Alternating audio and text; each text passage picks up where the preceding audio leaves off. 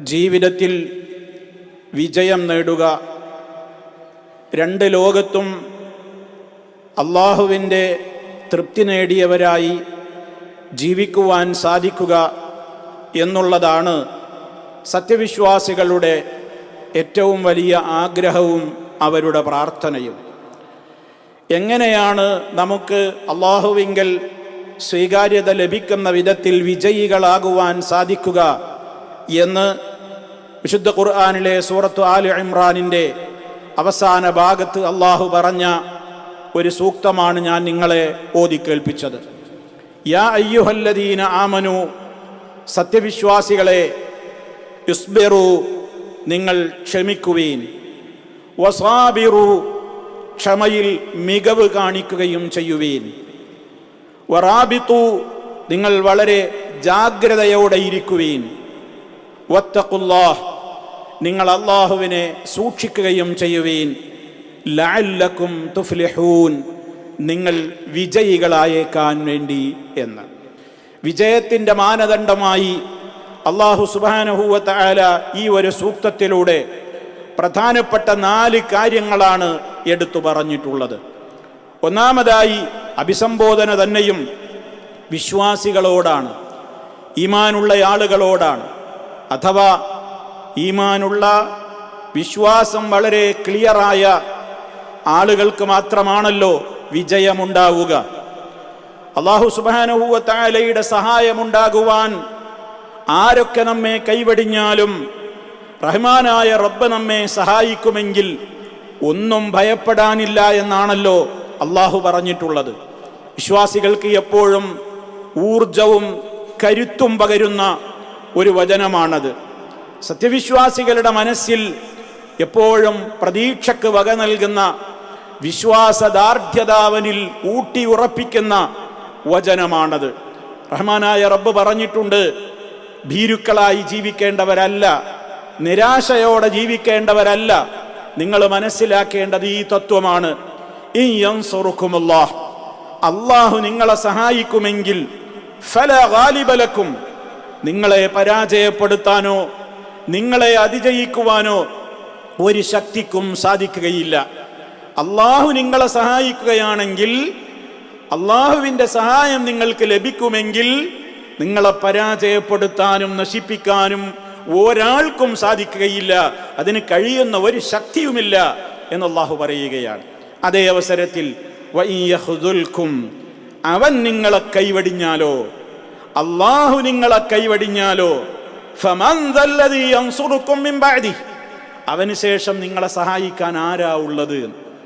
ആര് വിചാരിച്ചാലും സഹായിക്കാൻ കഴിയില്ല. റബ്ബ് കൈവടിഞ്ഞാൽ, ഇതാണ് അല്ലാഹു തആല വളരെ കൃത്യമായി തന്നെ പറഞ്ഞിട്ടുള്ളത്. അതുകൊണ്ട് തന്നെ വിശ്വാസികൾ എപ്പോഴും റബ്ബിൻ്റെ ഭാഗത്ത് നിന്നുള്ള സഹായം തന്നിൽ നിലനിൽക്കുവാൻ ആവശ്യമായതൊക്കെ തന്നിൽ ഉണ്ടോ എന്ന് പരിശോധിക്കണം. റബ്ബിൻ്റെ സഹായം തനിക്ക് നഷ്ടമാകുന്ന ഏതെങ്കിലും ദുർഗുണങ്ങൾ അഥവാ അല്ലാഹു എന്നെ കൈവടിയുന്ന ഏതെങ്കിലും സ്വഭാവങ്ങൾ എന്നിലുണ്ടോ എന്നും ഓരോരുത്തരും പരിശോധിക്കേണ്ടതുണ്ട്. അത് പരിശോധിക്കാതെ നമ്മൾ മറ്റേതെങ്കിലും കാര്യങ്ങളെക്കുറിച്ച് ചിന്തിച്ച് തലപുകഞ്ഞാലോചിച്ച് ടെൻഷനായിട്ട് യാതൊരു പ്രയോജനവുമില്ല. റബ്ബിൻ്റെ സഹായം നമുക്ക് കിട്ടുമോ? അതിന് നമ്മൾ അർഹരാകാൻ മാത്രം ഈമാനിക ബലം നമുക്കുണ്ടോ? റബ്ബ് സഹായിക്കാമെന്ന് പറഞ്ഞത് ചപ്പ് ചവറുകളെയല്ല. വകാന ഹഖ്ഖൻ അലൈനാ നസ്റുൽ മുഅ്മിനീൻ, മുഅ്മിനീങ്ങളെ സഹായിക്കാമെന്നാണ് അല്ലാഹുവിൻ്റെ കരാറ്. അല്ലാഹു സുബ്ഹാനഹു വ തആല മുഅ്മിനീങ്ങളുടെ കൂടെയാണ്, വിശ്വാസികളുടെ കൂടെയാണ്. അതുകൊണ്ട് തന്നെ നമ്മുടെ ജീവിതത്തിൽ റഹ്മാനായ റബ്ബിവിടെ വിജയം വരിക്കുവാൻ ആവശ്യമായ കാര്യങ്ങൾ നമ്മോട് വിളിച്ചു പറയുമ്പോൾ ആദ്യം തന്നെ സംബോധന ചെയ്തത് അടിവരയിട്ട് മനസ്സിലാക്കണം, യാ അയ്യുഹല്ലദീന ആമനു എന്നാണ്. വിശ്വസിച്ചവരെ. അപ്പൊ വിശ്വാസികളോടാണ് സംസാരം, ഈമാൻ പൂർണ്ണമായവരോടാണ് സംസാരം. ഈമാനികമായ നിലക്കുള്ള ദൃഢതയിൽ അടിയുറച്ച് അതിൽ സംശയമില്ലാതെ മുന്നോട്ട് പോകുന്നവരോടാണ് റഹ്മാനായ റബ്ബിന്റെ വാഗ്ദാനം. നിങ്ങൾ എന്ത് ചെയ്യണം? ഇസ്ബിറു. 4 കാര്യങ്ങളായി ഇവിടെ അല്ലാഹു പറയുന്നത്. നിങ്ങൾ നന്നായി ക്ഷമിക്കണം. ഇസ്ബിറു കണ്ടോ, വിജയത്തിന്റെ മാനദണ്ഡമാ പറയുന്നത്. നിങ്ങൾ സഹിക്കണം, ക്ഷമിക്കണം. സബർ ധാരാളമായി നമ്മൾ കേട്ട് തഴകിയ ക്ഷമ, സഹനം എന്നൊക്കെ ഒരുപാട് കേട്ട് പരിചയമുള്ള പദങ്ങളാണ്. പക്ഷേ വേണ്ടിടത്ത് സഹനമില്ലാത്തവരാണ് നമ്മൾ. ക്ഷമ എന്ന് പറയുന്നത് ഏറ്റവും ആവശ്യം അള്ളാഹുവിന് പൊരുത്തമുള്ള സൽക്കർമ്മങ്ങൾ ധാരാളം ചെയ്യുന്നതിലാണ്. അതിന് നല്ല ക്ഷമയുള്ളവർക്കേ പറ്റൂ. അള്ളാഹുവിന് ഇഷ്ടമുള്ള ധാരാളം നന്മകൾ വർദ്ധിപ്പിക്കണമെങ്കിൽ ക്ഷമ വേണം. അതേപോലെ തന്നെ റബ്ബ് നമ്മോട് അരുതെന്ന് പറഞ്ഞ തിന്മകളിൽ നിന്ന് വിട്ടുനിൽക്കണമെങ്കിൽ നല്ല ക്ഷമ വേണം. അത് രണ്ടാമത്തെ ക്ഷമയാണ്. മൂന്നാമത്, നമ്മുടെ ജീവിതത്തിൽ നമ്മൾ ഇഷ്ടപ്പെടാത്ത പലതും നമ്മുടെ ജീവിതത്തിൽ വന്നേക്കാം. പല പരീക്ഷണങ്ങളും ഉണ്ടായേക്കാം, പല വിധത്തിലുള്ള ബുദ്ധിമുട്ടുകളും ഉണ്ടായേക്കാം. അവിടെയൊക്കെ നിരാശപ്പെടാതെ അള്ളാഹുവിനോട് ഏതെങ്കിലും നിലക്കുള്ള വെറുപ്പിന്റെ വാക്കുകളോ ഇടപെടലുകളോ നമ്മുടെ സംസാരങ്ങളിലോ പെരുമാറ്റങ്ങളിലോ വരാതെ അവിടെ അതെന്റെ റബ്ബെനിക്ക് അതിലായിരിക്കും ഖൈറ് എന്ന് വിചാരിച്ചുകൊണ്ട് എൻ്റെ റബ്ബെനിക്ക് വിധിക്കുന്നതെന്തും ഖൈറാണെന്ന റബ്ബിന്റെ തീരുമാനത്തിൽ തൃപ്തിപ്പെട്ടുകൊണ്ടുള്ള ആ സഹനം, 3 വിധത്തിലുള്ള സഹനവും ആരിലുണ്ടോ അവർക്ക് വിജയിക്കുവാൻ സാധിക്കുമെന്നാണ് അള്ളാഹു പറയുന്നത്. രണ്ടാമത് നിങ്ങൾ നോക്കൂ, വസാബിറു. ആ സബറിന്റെ തന്നെ മറ്റൊരു വകുപ്പാണിത്. നിങ്ങൾ ക്ഷമയിൽ മികവ് കാണിക്കണം. ചെറിയ ക്ഷമയൊന്നും പോരാ. കാരണം മനുഷ്യന് സഹിക്കാനാവാത്ത പലതും വരുമ്പോൾ മനുഷ്യൻ പൊട്ടിത്തെറിക്കും. അവന് ക്ഷമയൊക്കെ ഇങ്ങനെ പറയാൻ പറ്റും എന്നുള്ളതല്ലാതെ ക്ഷമയിൽ മികവ് കാണിക്കാൻ പലപ്പോഴും കഴിയൂല. അതുകൊണ്ട് അത് അള്ളാഹു പ്രത്യേകം വേറെ എടുത്തു പറഞ്ഞു, വസാബിറു, നിങ്ങൾ ക്ഷമയിൽ വല്ലാതെ മികവ് കാണിക്കണം എന്നുള്ളത്. അവിടെയൊക്കെ മുഫസ്സിരീങ്ങൾ വിശദീകരിച്ച് തന്നിട്ടുണ്ട്. നമുക്ക് സഹിക്കാനാവാത്ത നിലക്ക് നമ്മോട് ശത്രുക്കൾ പെരുമാറുമ്പോൾ, അതേപോലെ തന്നെ മറ്റുള്ള പലരിൽ നിന്നും നമുക്ക് പ്രയാസങ്ങൾ ഉണ്ടാകുമ്പോൾ, ബുദ്ധിമുട്ടുകൾ ഉണ്ടാകുമ്പോൾ, മറ്റു പല വിധത്തിലുള്ള എല്ലാ അർത്ഥത്തിലും നമ്മെ മനസ്സ് വല്ലാതെ തളർത്തിക്കളയുന്ന പ്രയാസങ്ങൾ ഉണ്ടാകുമ്പോൾ ഒക്കെ വളരെ ക്ഷമിക്കാനും സഹിക്കാനും അതിൽ മികവ് പുലർത്തുവാനും സാധിക്കണം. ഇല്ലെങ്കിൽ സാധാരണ ക്ഷമയുള്ളവരൊക്കെ പരാജയപ്പെടും ഈ മേഖലയിൽ എന്നാണ്.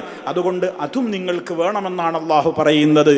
മൂന്നാമത് പറയുന്നത് വറാബിതു, നിങ്ങളെപ്പോഴും ജാഗ്രതയോടെ ഇരിക്കണം. അത് ശത്രുക്കളുടെ അറ്റാക്കാവാം, അതേപോലെ തന്നെ നമ്മുടെ ഈമാനിനെ നശിപ്പിക്കുന്ന ശക്തികളാവാം, നമ്മുടെ വിശ്വാസത്തെ നശിപ്പിക്കുന്നവരാകാം, നമ്മുടെ യഥാർത്ഥമായ രൂപത്തിലുള്ള ഇസ്ലാമിക ജീവിതത്തിന് ആ വിധത്തിൽ ഏതെങ്കിലും ഷർറുകൾ ഉണ്ടാക്കണമെന്ന് വിചാരിക്കുന്ന ആളുകളാവാം. ജാഗ്രത വേണം വിശ്വാസികൾക്ക്. വിശ്വാസികൾ അവരുടെ ഏറ്റവും ജീവനേക്കാൾ കാത്തു സൂക്ഷിക്കേണ്ടതാണ് അവൻ്റെ തൗഹീദും അവൻ്റെ സുന്നത്തും അവൻ്റെ ആദർശ ജീവിതവുമൊക്കെ. അവിടെയൊക്കെ കൃത്യമായ കണിശതയും നല്ല ജാഗ്രതയും ഒക്കെ ഉണ്ടാകണം. അതിർത്തികൾ, ഒരു രാജ്യത്തിൻ്റെ സുരക്ഷ ഉറപ്പുവരുത്തുവാൻ വേണ്ടി, അതിർത്തികൾ സംരക്ഷിക്കുവാൻ വേണ്ടി നിൽക്കുന്ന കാവൽ ഭടന്മാരുടെ ആ കാത്തിരിപ്പ് വരെ ഈ ആയത്തിൻ്റെ പ്രധാനപ്പെട്ട ഭാഗമാണ്. അതും അതോടനുബന്ധമായ മറ്റു പല കാര്യങ്ങളും അതിൽ ഉൾപ്പെടുന്നുണ്ട്. ഏതായിരുന്നാലും തൻ്റെ വിജയത്തിന് എതിരായി വരുന്ന വിധത്തിലുള്ള ഏതൊക്കെ ശത്രുക്കൾ തനിക്കുണ്ടോ ആ ശത്രുക്കളുടെയൊക്കെ നീക്കങ്ങളിൽ ജാഗ്രതയുള്ളവരായി നിങ്ങൾ മാറണം. അതാണ് വറാബിത്തു എന്ന് പറയുന്നത്. അവസാനം പറയുന്നത് വത്തഖുല്ലാഹ്, നിങ്ങൾ അള്ളാഹുവിനെ സൂക്ഷിച്ച് ജീവിക്കണം. അള്ളാഹുവിനെ സൂക്ഷിച്ച് ജീവിക്കുകയും ചെയ്യുവീൻ. അതാണ് നാലാമതായി അള്ളാഹു പറയുന്നത്. അതിലെല്ലാം പെട്ടുകഴിഞ്ഞു. എന്താ തഖ്വ എന്നുള്ളത് നമ്മൾ വിശദീകരിക്കേണ്ടതില്ല. ഒരുപാട് ഉത്ബോധനങ്ങളിലൂടെ ഉപദേശങ്ങളിലൂടെ നമ്മൾ കേട്ടുകൊണ്ടിരിക്കുകയാണ്. തഖ്വ എന്ന് പറഞ്ഞാൽ അള്ളാഹ്ക്ക് ഇഷ്ടമുള്ളത് മാത്രം ചെയ്യുക, അള്ളാഹ് വെറുത്തതും അള്ളാഹ് അരുതെന്ന് പറഞ്ഞതിൽ നിന്നൊക്കെ വിട്ടു നിൽക്കുക. ആ ഒരു സൂക്ഷ്മമായ ജീവിതം നമ്മളിലുണ്ടോ എന്ന് നമ്മൾ പരിശോധിക്കണം. ഈ തഖ്വ മാനദണ്ഡമാക്കി, അതേപോലെ തന്നെ നേരത്തെ പറഞ്ഞ ഈമാനികമായ ദൃഢത മാനദണ്ഡമാക്കി ക്ഷമയും സഹനവും, ക്ഷമയിൽ മികവ് കാണിക്കലും, അതുപോലെ തന്നെ ഏത് വിധത്തിൽ തന്നെ പരാജയപ്പെടുത്തുന്ന ശക്തികൾക്കെതിരെയുമുള്ള ജാഗ്രതയോടുകൂടെയുള്ള മനസ്സും ആ വിധത്തിൽ ഒരാളിൽ ഉണ്ടായാൽ അവർ വിജയിക്കുമെന്നാണ് അള്ളാഹു പറയുന്നത്. ഇവിടെയാണ് നമ്മൾ മനസ്സിലാക്കേണ്ടത്. നമ്മളിങ്ങനെ പറയണേ, എന്താ നമ്മൾ ആകെ തകർന്നു പോവല്ലേ, നശിക്കല്ലേ, എല്ലാം കൊണ്ടും നമ്മൾ കഷ്ടതയിലല്ലേ, എന്താ അള്ളാഹു നമ്മളെ സഹായിക്കാത്തത്, നമ്മൾ എത്രയാണ് പ്രാർത്ഥിക്കുന്നത് എന്നൊക്കെ പലരും പരിഭവപ്പെടാറുണ്ട്, പറയാറുണ്ട്. ആലോചിക്കുക, ഇതൊന്നും വെറുതെ അങ്ങനെ കൈത്തളികയിൽ ഇങ്ങനെ കൈത്തലത്തിൽ വെച്ച് നീട്ടിത്തരുന്നതല്ല റബ്ബിന്റെ സഹായം.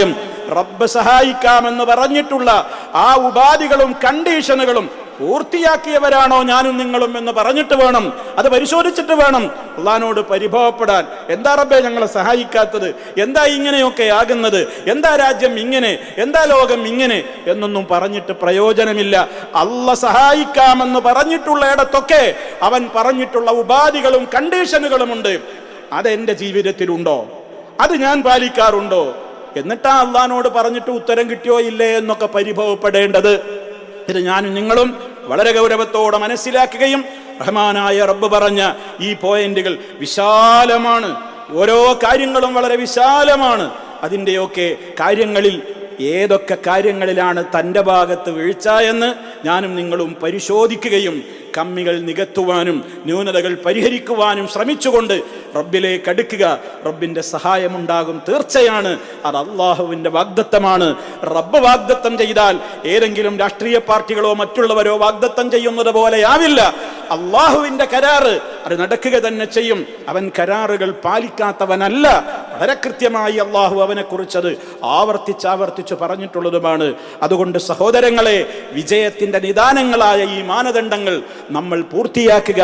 റഹ്മാനായ റബ്ബ് അവൻ്റെ സഹായം എല്ലാ അർത്ഥത്തിലും ഏത് തലത്തിലും അവൻ നമുക്ക് പ്രദാനം ചെയ്യുമാറാകട്ടെ, പോരായ്മകൾ പരിഹരിക്കുമാറാകട്ടെ.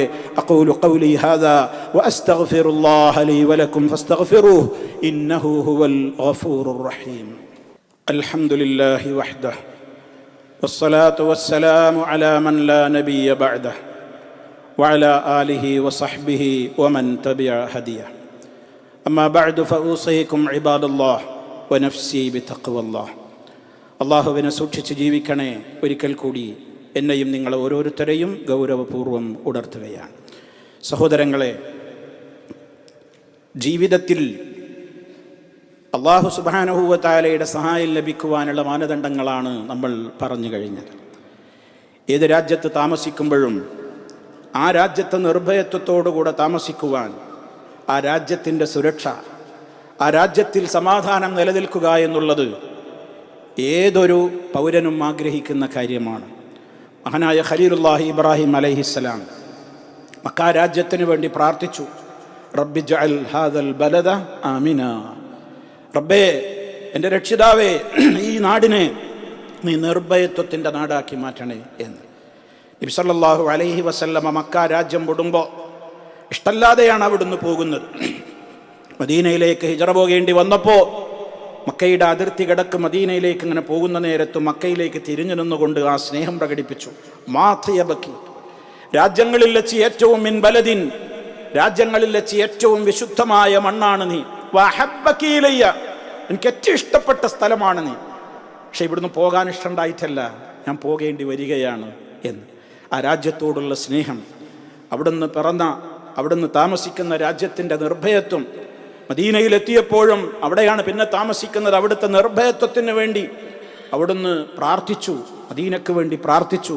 ഇതൊക്കെ ഒരു രാജ്യത്ത് നിവസിക്കുമ്പോൾ അവിടെ നിവസിക്കുന്ന ആളുകൾ ആഗ്രഹിക്കേണ്ട കാര്യം അവിടെ സമാധാനം നിലനിൽക്കണമെന്നാണ്, സുരക്ഷയുണ്ടാകണമെന്നാണ്, നിർഭയത്വമുണ്ടാകണമെന്നാണ്. ആ നിർഭയത്വത്തിനോ അതുപോലെ തന്നെ സുരക്ഷിതത്വത്തിനോ സമാധാനത്തിനോ വിരുദ്ധമായ ഒരു നീക്കങ്ങളും ഒരു രാജ്യത്ത് നിവസിക്കുന്ന ഒരാളിൽ നിന്നും ഉണ്ടാകുവാൻ പാടില്ല.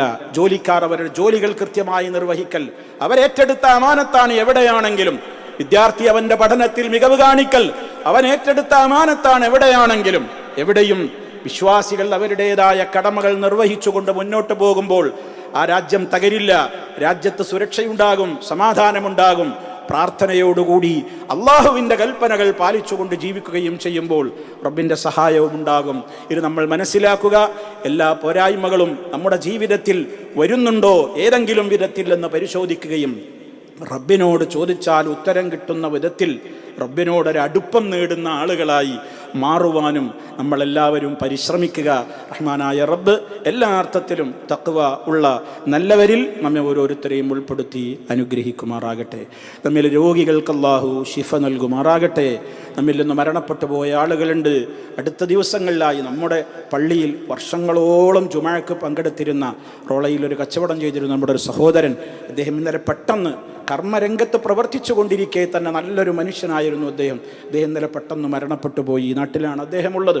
അല്ലാഹു സുബ്ഹാനഹു വ തആല അതുപോലെ പല ആളുകളും നമ്മുടെ പരിചയത്തിലുള്ളവരും അല്ലാത്തവരുമൊക്കെ ഇട പറഞ്ഞു പോവുകയാണ്. നമ്മൾ മനസ്സിലാക്കണം, എപ്പോഴാണ് ആ വിളി വരിക എന്നുണ്ടെങ്കിൽ നമ്മളൊക്കെ റെഡിയായിട്ടിരിക്കണം.